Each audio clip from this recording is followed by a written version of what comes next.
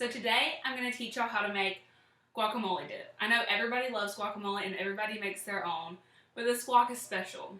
I actually learned a recipe from my boyfriend, and him and his family are from Mexico.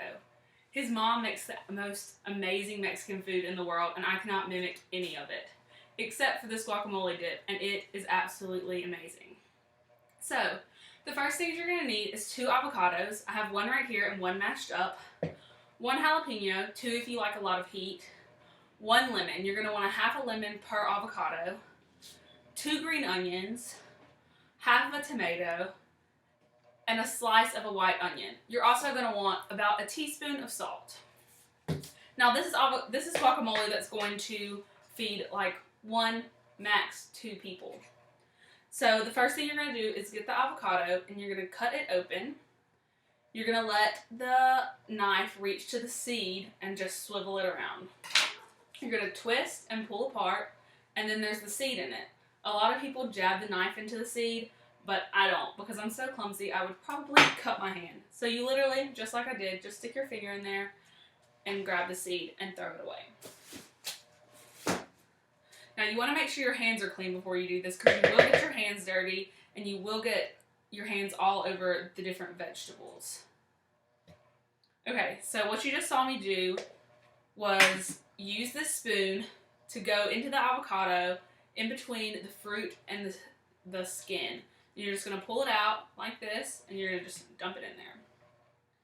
So you want to turn this around like this, like I'm showing y'all, and you're just gonna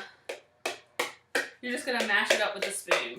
Now, a lot of people like to blend their guac, but I really love avocados and I love their texture, so I like to have a little bit of chunks of avocado in there instead of just a really smooth texture.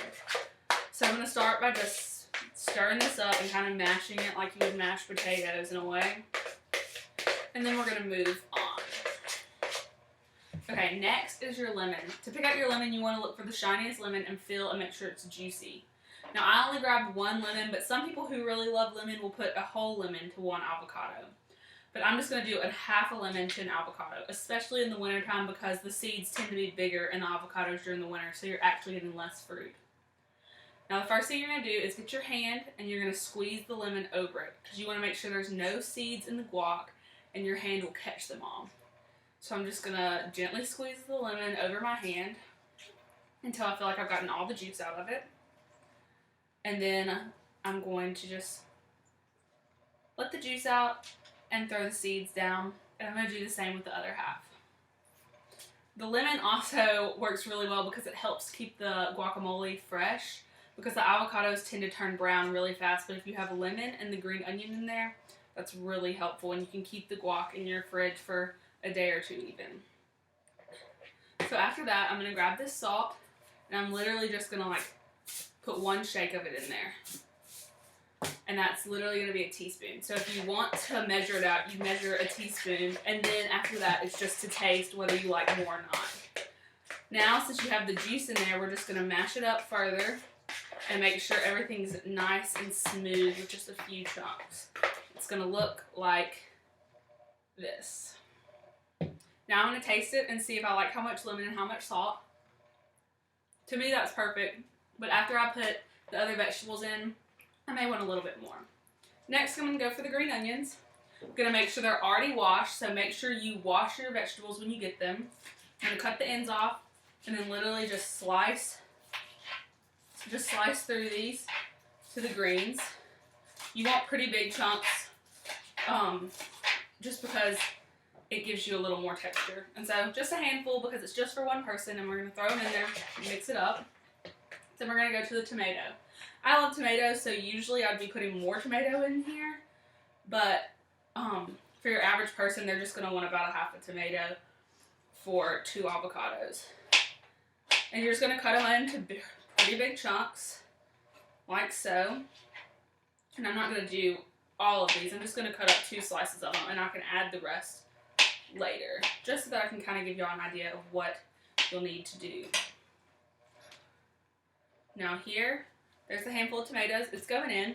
And then with the onion, you really don't have to add it, but I just like 1 good slice of white onion because it gives it a really good texture. And I'll just literally cut it into big chunks because the reason I like it is because it has that crunch. And I'll grab them and throw them in there with everything else. Now, like I said, this really changes depending on how many people you're fixing the guac for, but you can pretty much guess with this estimate, and just decide how much you prefer. The last thing we're going to put in is a jalapeno. I'm not going to use this entire jalapeno because I only have 2 avocados, but I'm going to use half of it. You can use more if you really like the heat, but I really can't handle that much spice. And so I just use a half of it to give it a little stronger flavor, and it really takes the guac to a new level of yumminess. So I'm going to get the seeds out and cut the vein out, and then you're going to have a jalapeno that looks like this, with no seeds and no vein. And I'm just going to slice it up in pretty small chunks because I really don't want to grab a huge mouthful of jalapeno. And then I will add it to my almost ready guac. So once I finish slicing these up, I'll put this little handful of jalapenos in it. It's really not much, but this is pretty much a single serving of guac, for me at least. And I'm going to mix everything up. So this, you can see a small finished product and then a full finished product. And you're going to want to just mix everything up how you like it, and then you'll taste it, because sometimes the salt and the lemon flavor will go away once you add everything else. It's still pretty good, but I'll add a little bit extra salt, one more dash, and I'll squeeze this one lemon back over my hands and get the last of it, just to give it a little bit more. Okay, this guac is great on sandwiches, it's great with chips, tacos, really anything you can think of. So I really hope you try the recipe. Thank you.